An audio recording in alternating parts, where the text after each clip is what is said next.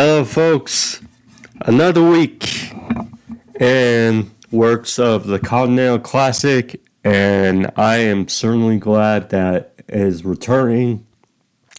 Next year. Excalibur mentioned that it will return next year, and from the looks of how the tournament has gone thus far, I'd say it is a very good and no-brainer move for it to happen. So 6 guys, 6 guys, A, B, C, D, E, F, 6 guys per bracket, per league, 2 leagues, maybe, I've said it before, maybe we do more leagues perhaps next year, and maybe some more participants, because, it just keeps everyone, involved, more meaning, and you can build stories. Obviously, that's a cop-out, but you can build stories from the tournament. So that's something. Now, maybe even a women's league next year, or Continental Classic. We'll see. They do have a fair share of women on the roster, so it is possible, but we'll see. But got some good matches again out of the Continental Classic for Dynamite, out of the Gold League. We'll obviously see more on Rampage and Collision. I did my mistake. I did catch Dynamite and Collision last week, but I work and just finals and stuff. It's been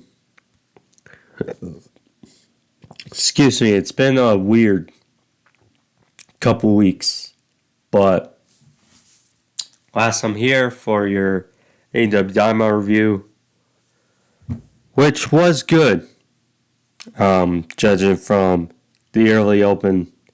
Shane Wayne costs Adam Copeland the TNT Championship, which we'll talk about later in the show. MJF apparently knocked out by... So the challenge was that last week, the Devil and his masked men, were that it would be a tag team match this week with MJF and Samoa Joe. And after a verbal confrontation with Hangman Page, MJF was knocked out backstage by a ball, and we didn't get this match. Now, we know that MJF is injured, so there's that.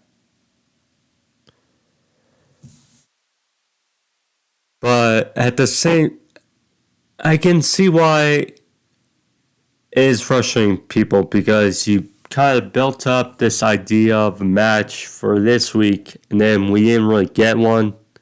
We did get some prolonging of this story. So I get that.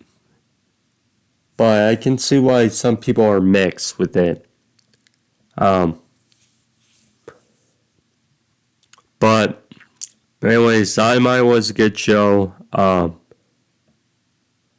If you guys are new and you want to become a member of the channel and the podcast,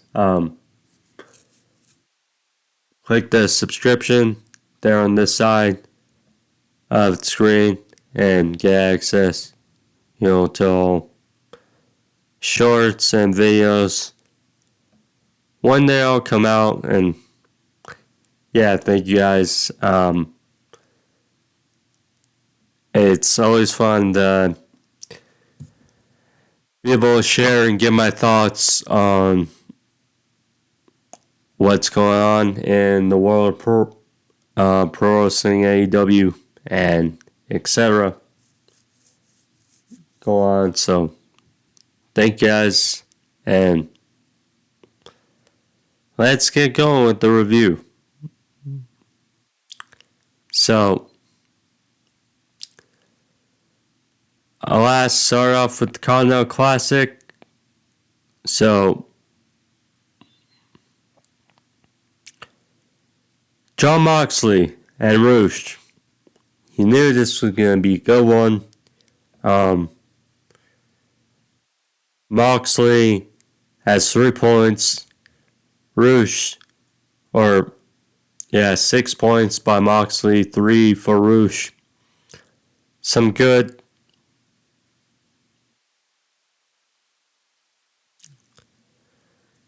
match qualities and meaning here, but it was good. This basically chaos to start. They were fighting in the crowd on the outside for a good portion of the match. I can obviously tell if people might get annoyed by sort of the first match and they're fighting outside, but nonetheless, so chaotic start, and then they're back in the ring. Mox is superplex for a near fall.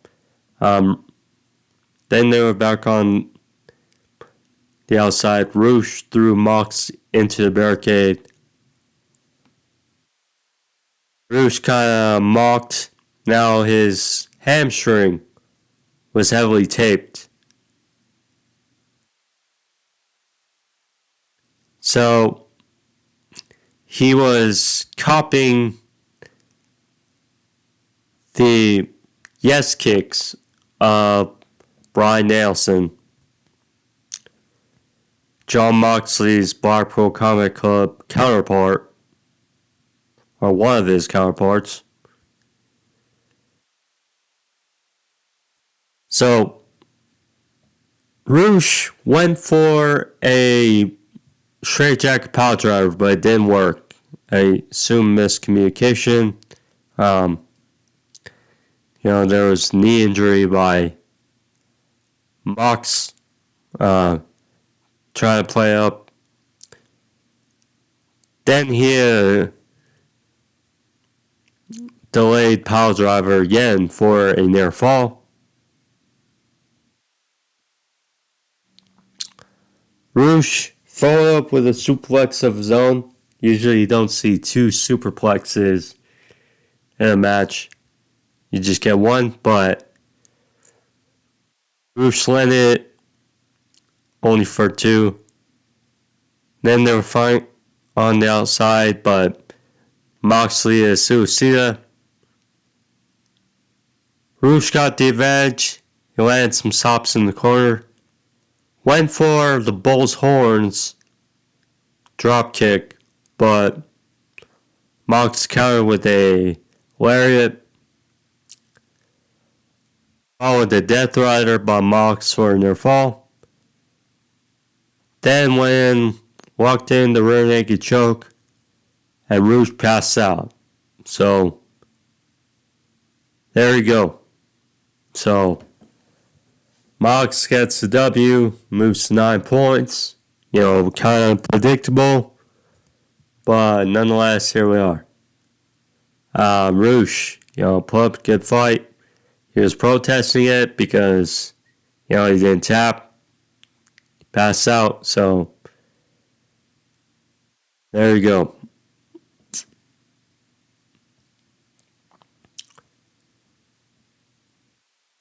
Renee Paquette, speaking of Jon Moxley, Renee Paquette, afterwards, she was on the stage, introduced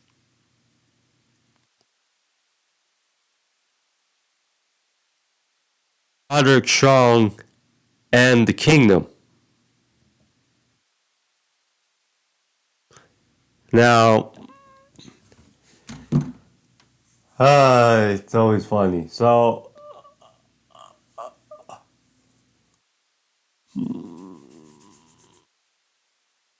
know how good Roddy has come in this role. The Kingdom, you know, being the background part of this role of Roddy has been, fun. It's been the most, significant and of the Kingdom pretty much thus far in AEW. And that's good to see because, like Mike Bennett and like Matt Taven, what they bring to the table, good wrestlers, obviously, not key contributors, but they have played their role very well with Roddy and this Adam Cole storyline with MJF. So,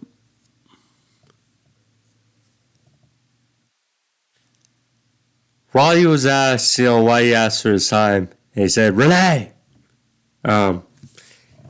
He was basically out there to warn his new best friend by association, Samoa Joe, that he's basically walking in the trap and realize that Max is the devil.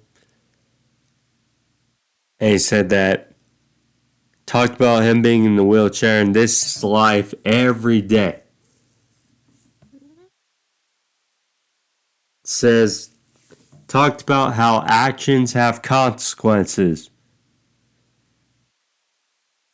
Basically, knowing that he refuses to be bound by his chair any longer. And so, miraculously,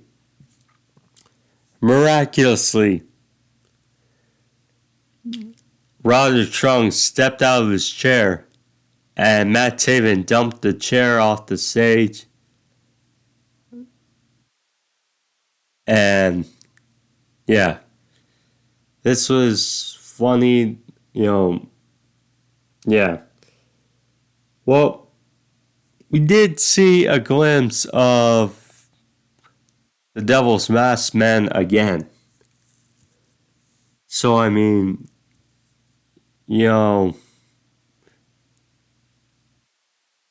with MJF, accusing Hangman, trying to blow off the steam of perhaps Adam Cole, and then Roderick Strong standing,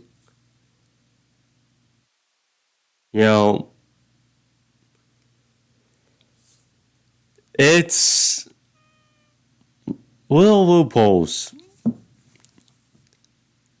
You're gonna be like, assuming Adam Cole is the one behind that mask. So, but I mean, as we get closer and closer to World's End, it's gonna be an interesting feat to see who walks out as the AEW World Champion because MJF is hurt. So is Adam Cole. Probably not to a T that they are saying, but yeah, we'll see.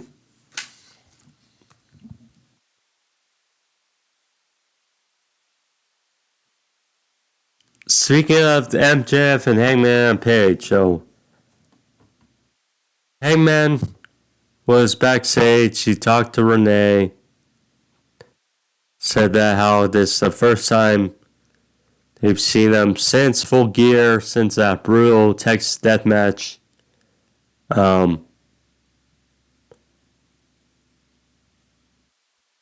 versus Swerve. Swerve or Hangman spoke about how that basically thing with him and Swerve isn't over. And how,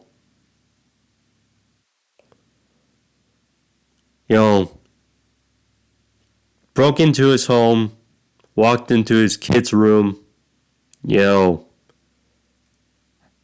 did beat him at Full Gear. He will say that. But tell that it ain't over between Swerve and Hangman. I don't think we're going to get another match for a while. I think that's the best way they can go about this.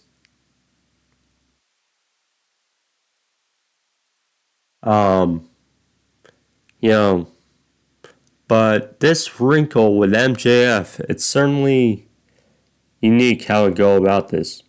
And we got Hangman vs Roddy next week. Should be a fun match, but we'll see. So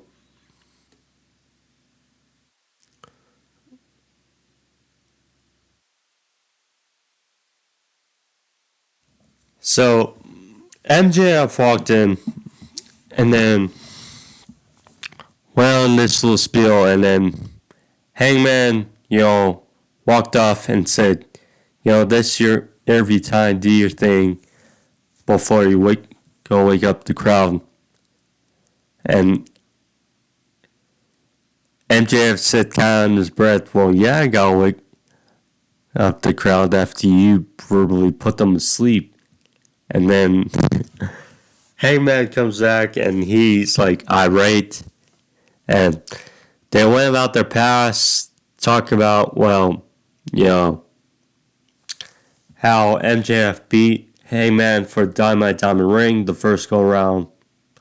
And that Hangman settled that loss for being world champion. MJF was like, yeah, how long were you champion? 6 months? And my reign has been well over a year. And, Hangman talked about, well, I'm sure you're going to be fine nappy in your 70s when you're all alone talking your ninth cat about your 1 year AEW World title run. And MJF said, you know what I think? I think you are the devil, honestly. And Hangman was starstruck.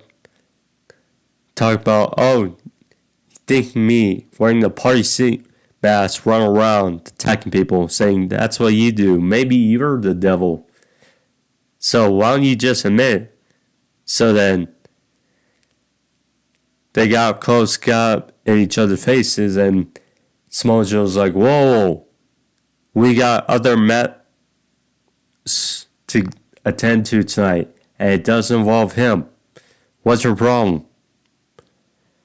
So, yeah, Joe got in the middle, and yeah,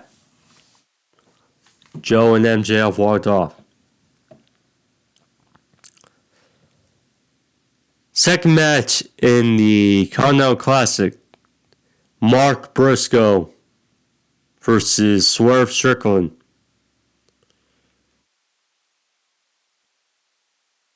Crucial for Mark Briscoe because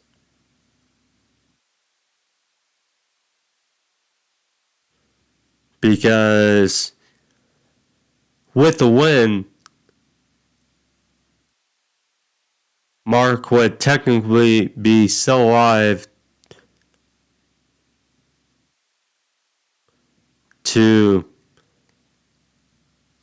still be in the, or still be able to win the Continental Classic, but with the win, he would basically be eliminated from winning the Continental Classic.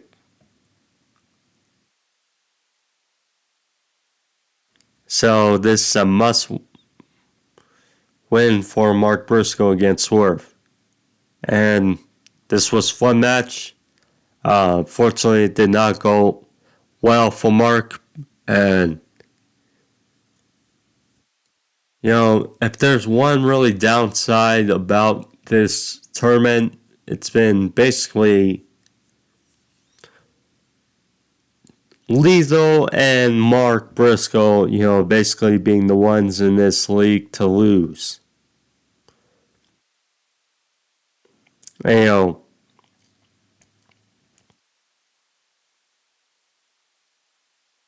see.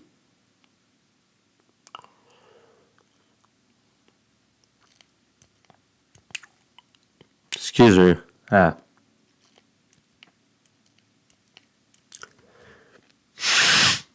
So again, this match, Mark had the advantage with a dropkick, sending Swerve to the outside. Then they were on the apron. Exchanged strikes, and then Mark was dumped over the barricade. Swerve hit a big suplex from the top of the barricade to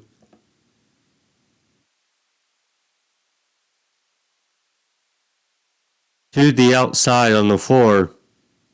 So, brutal spot there.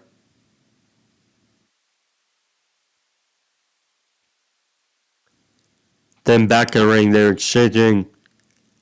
Mark hit a fisherman suplex or buster for near fall. Swerve followed up with a roundhouse kick. Swerve was on the top, and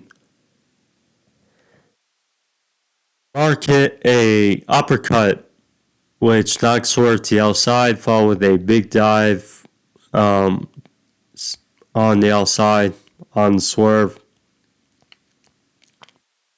Finally, they're back in the ring. Mark hit a big lariat for a near fall. After rolling through, Swerve hit the Alskull sidekick. Went for the 450, but Mark got the knees up and then got the cradle, but only for 2. Mark hit another big move, went for the froggy bow, but Swerve then got his knees up, went for the crucifix, but Mark got out of that. So, the crowd was feeling it. They could feel the investment of Mark, the desperation, because of what this match means. So, finally, Swerve won. He had a Death Valley driver to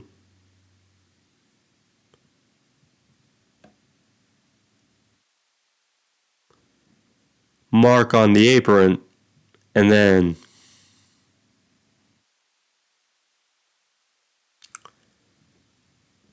hit a swerve stomp on Mark in the middle of the ring. 1, 2, 3, and Swerve gets a win and moves on to 9 points in the Continental Classic. And now tied with Jon Moxley for 8 points or 9 points. Top of the Gold League. Mark's still in the tournament, but sadly,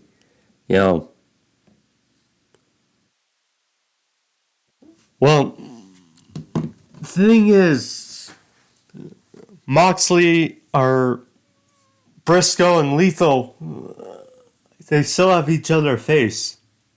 So, somebody's going to get points.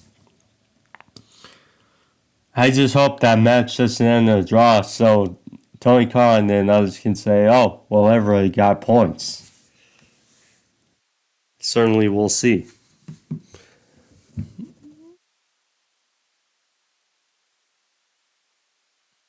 But yeah, good match here.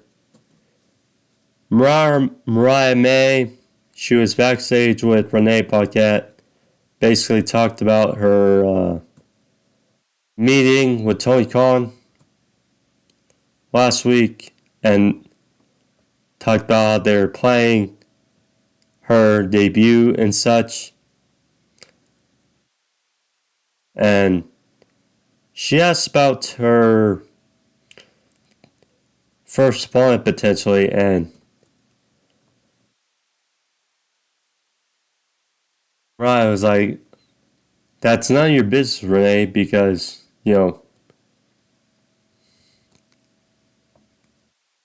it's basically all about, Toni Storm tonight with their big defense and against Skye Blue. So, yeah, we'll see.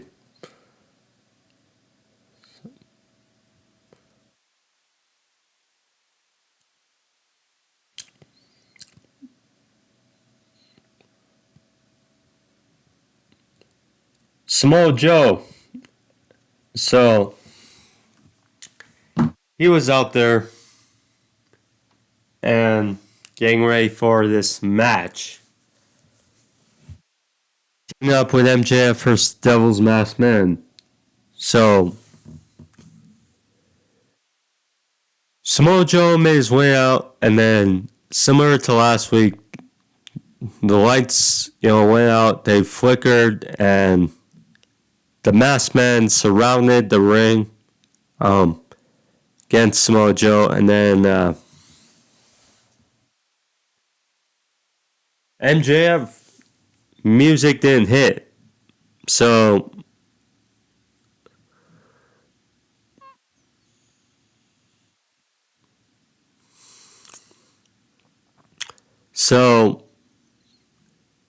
the lights go out again, and they cut back, and the Masked Men were gone, and cuts to the back, and it shows MJF knocked out in the parking lot, and there's a cracked bottle, basically telling he was knocked out with a bottle in the back of his head. Now, again, I can tell why people are upset, because it's basically an angle. It was really it was a match. There was no confrontation. There was no physicality between Samoa Joe and these masked men. So there's that. Samoa Joe made his way to a parking lot to check on MJF.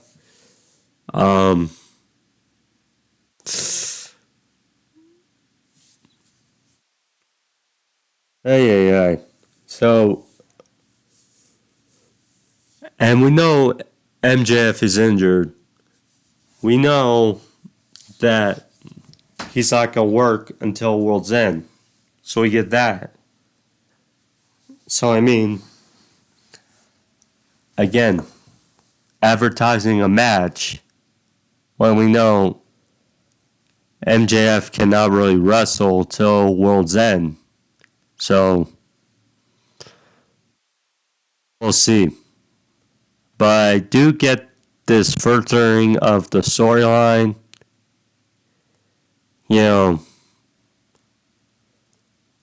It's definitely an interesting task to see. Yeah.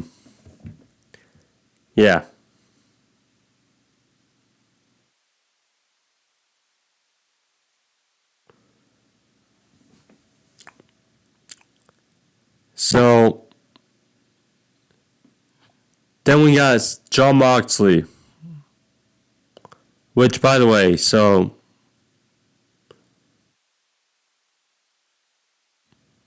apparently, I just saw this because the writer strike and the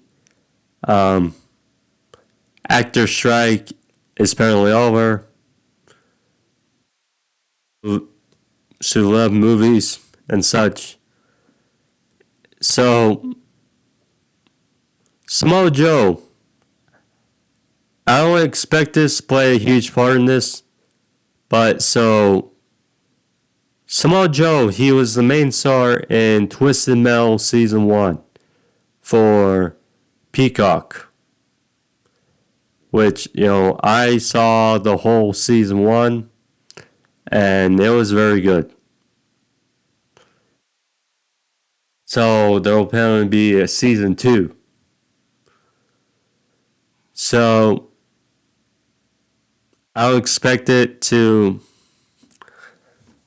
spoil a lot in the decision at World's End. See, I expect MJF to lose that title. If he's injured, and Adam Cole is injured as well, just not as much. Whether it's a short run, long run, Samoa Joe,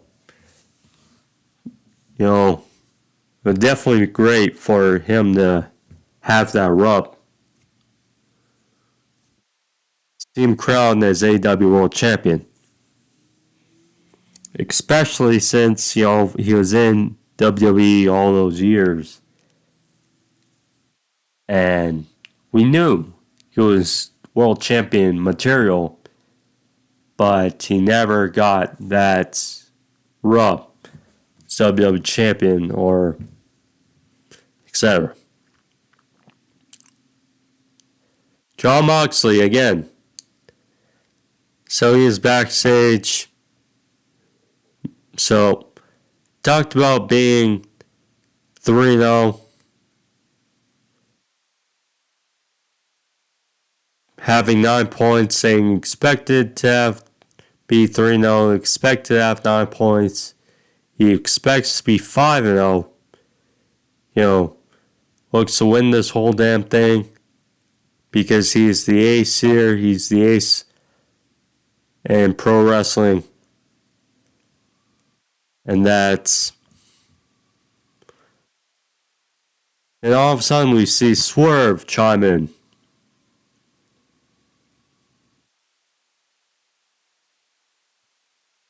Excuse me. So, Swerve chimed in. And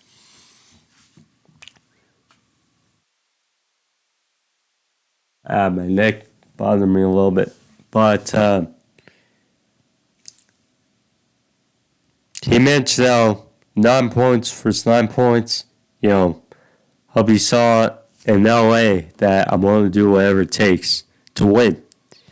And nothing you can do besides some new crappy kick pads is going to stop me from the momentum I'm on. And Moxley was like, good. And then Swerve's like, see you in Texas, playboy. So walked off. So yeah, next week, Moxley for Swerve. 9 points versus 9 points. Something's got to give. Will we get our first draw? I mean, it's possible. Both would have 10 points. Both wouldn't suffer a loss. I mean, I could see it going any way. Potentially. See, it's like Swerve with his momentum and stuff. It's just...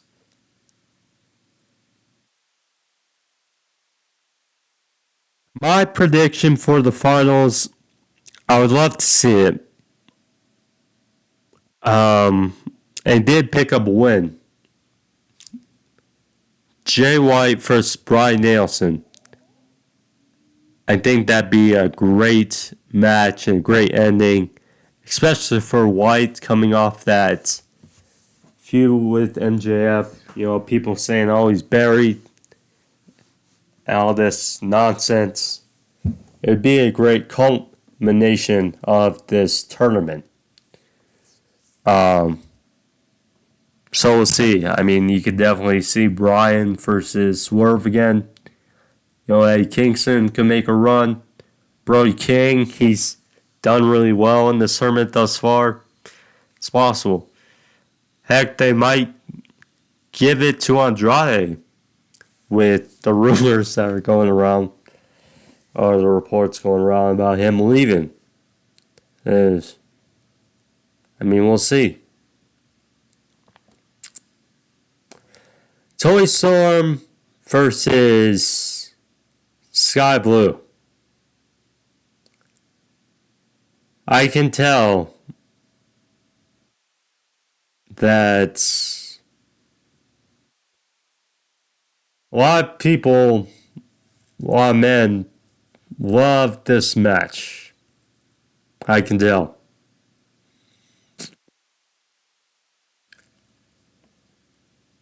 Hey.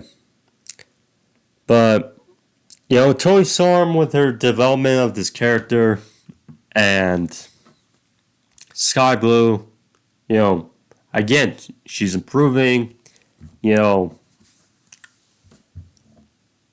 her getting a little darker, each week. It's good to see a young wrestler, improving. And this quality match, Toni Storm won with a roll up here. But nonetheless, going back to Full Gear when Skye Blue lost that triple threat with Julia Hart and Chris Statlander, which, by the way,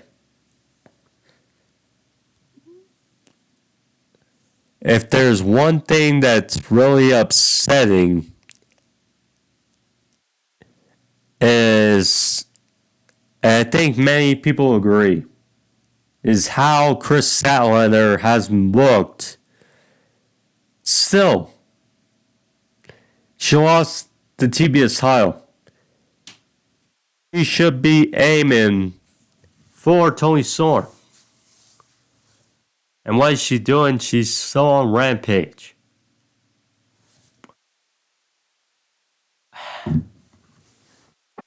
Ay. Anyway, Toni Storm won here.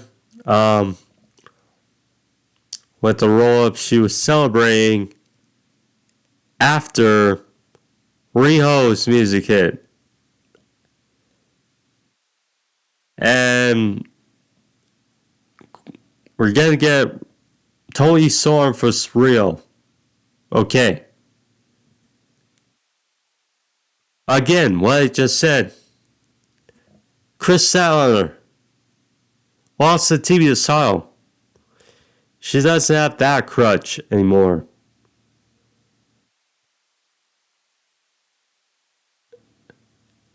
Easy.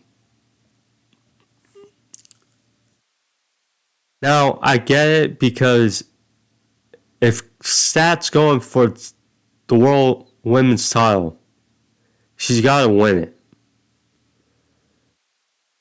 So, but it doesn't make sense. And you have Riho, and it's just like, ay.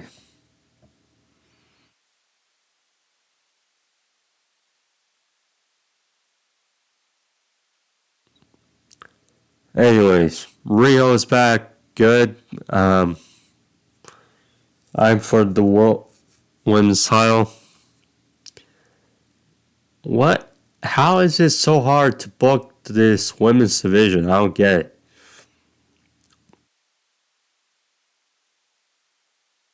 So we get to a fun one. The final match of the Continental Classic from Dynamite. Jay Lethal versus Jay White. Yep, this was fun. Getting to the middle of the match. So after a bunch of back and forth, these two have plenty of history together from Ring of Honor. And then the maturation, the growth of Jay White over the last number of years. It's been fun to see. Jay Lethal, still one of the best in the world. But yeah, this is a good match. Also, a desperation match, Jay Lethal, to have a chance to win it. And he came up just short in this match. So,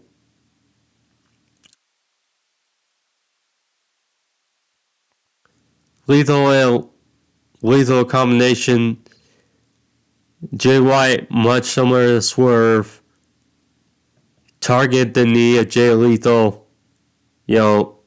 Lethal went like a inverted torture rack maneuver, followed with a top rope elbow for a near fall. Jay, like I said, was targeting the knee. There were Jay chants in this match. Funny. So, White hit Brainbuster for a near fall. So, back and forth, trying to go for the lethal injection. White went for the Blade Runner and capitalized. So, exchange of roll-ups here. Lethal went for a roll-up. Looked like he was going for a jackknife cover, but White rolled through and hooked the leg, sacked up Lethal, 1, 2, 3, and Jay White gets the victory in the Battle of Jays. Not the Blue Jays, the Jays. Jay White gets the victory over Jay Lethal. And yeah, Jay White improves to 6 points in the tournament. So he's faced Rush, Swerve, and Lethal. So Jay White, excuse me, still has to face Moxley and Briscoe. Well, he faces Briscoe next week. So see how that fares. But quality match. Jay White, right outcome. Like I said, it's unfortunate that Lethal is in here just to lose. I mean, he could really use some momentum in this tournament. Now, he still has to face, Mark Briscoe and, Rush, which both should be fun matches, but it's still possible for Lethal to get points in this tournament. Yeah. Main event. Adam Copeland versus Christian Cage. This was a fun main event. The ending was interesting. Pretty interesting. And one I think was expected.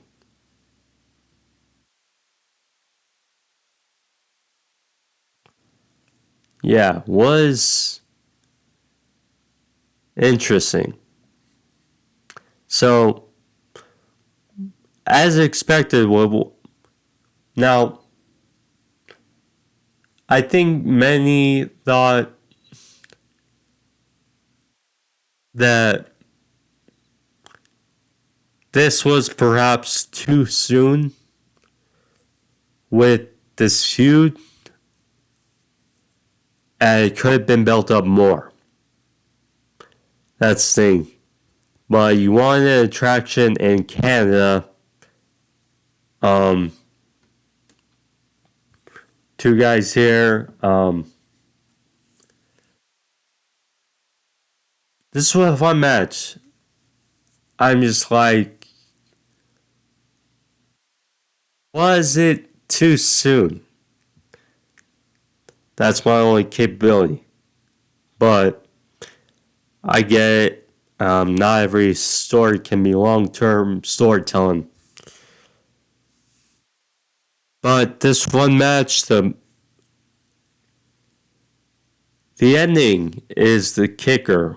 So, as expected, with what's gone on the last few weeks, Copeland started off with a fast start. He hit Christian with right hand and then went for a choke, but Christian got out of it. They were fighting on the outside again. So Christian was thrown to the barricade, back and forth. So after the commercial break, Copeland hit a avalanche Russian leg sweep, which, these two guys with the concussion and the neck issues, history, definitely a careful move. You have to be cautious of. And Excalibur noted on commentary. So,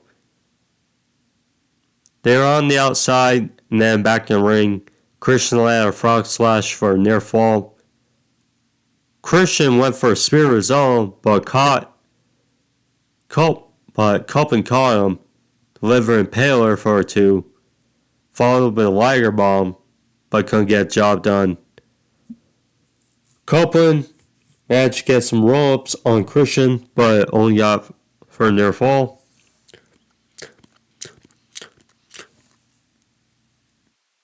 Hit the...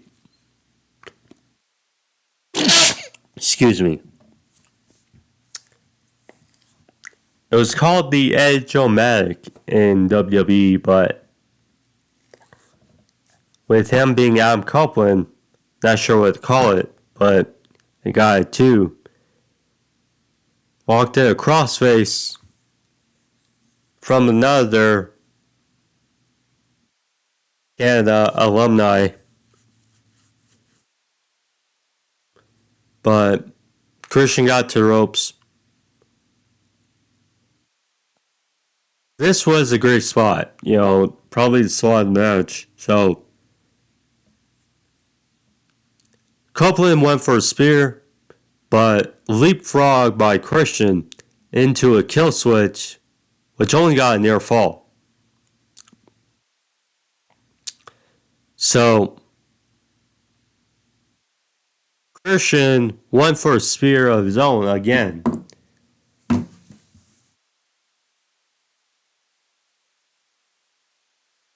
But when Copeland tried to get out of the way, he wiped into the ref, and then behind Bryce Renser's back, Copeland delivers a low blow.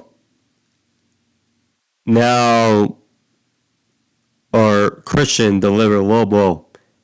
And he didn't see it, but he certainly felt it.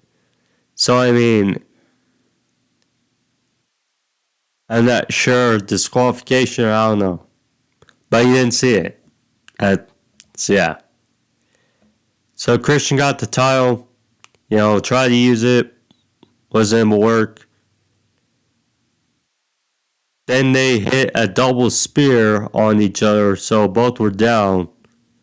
Shayna Wayne comes out, and you're like, okay, I can see where it's going, where Russell Dream happened with Nick. Shayna, Nick Wayne's mom, she came down, grabbed the TNT title.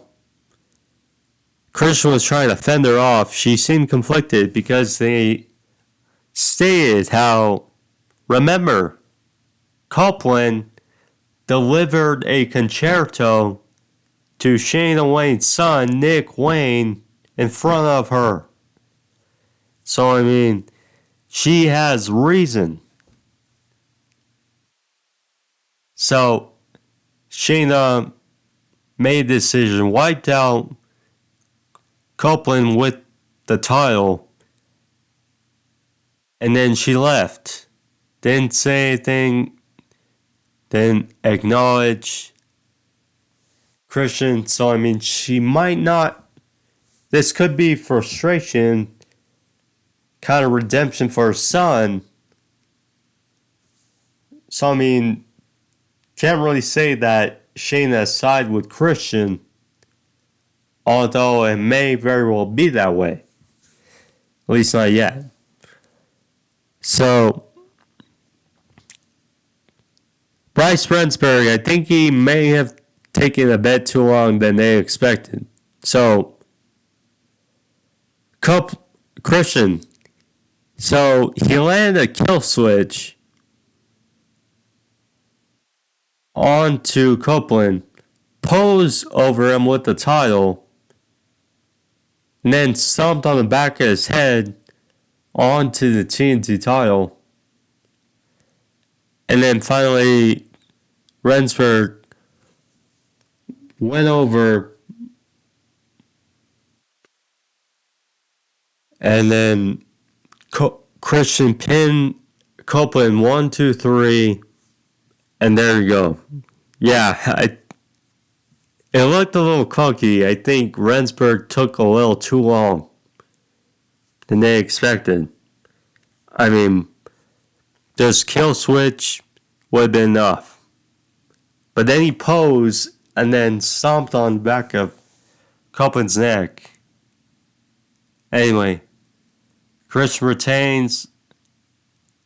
Didn't do it cleanly, so I imagine we're going to get go figure, another match. Perhaps at World's End. It's a thought. But yeah. Good main event.